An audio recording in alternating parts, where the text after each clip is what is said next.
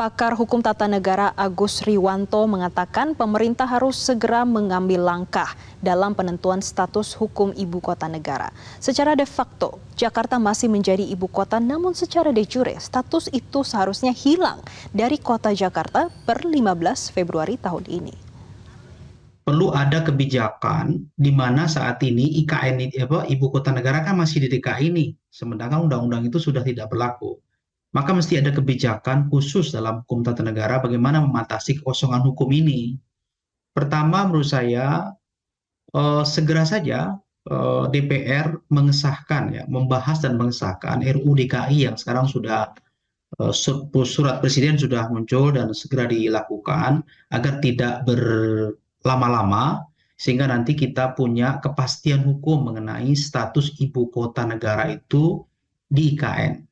Karena posisinya terlambat, maka dikonstruksi pasal di Undang-Undang DKI itu mesti dituliskan bahwa dalam masa darurat ini mungkin masih ibu kota di DKI sampai ibu kota negara siap di IKN gitu ya.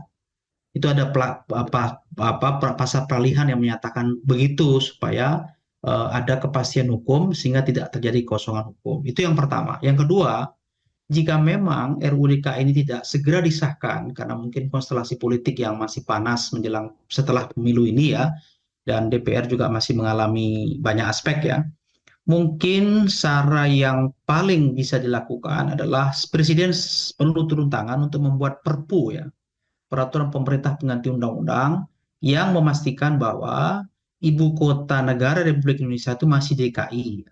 Sampai nanti IKN itu betul-betul siap sebagai ibu kota negara untuk ditempati dan dilaksanakan fungsi pemerintahan di sana. Jelajahi cara baru mendapatkan informasi. Download Metro TV Extend sekarang.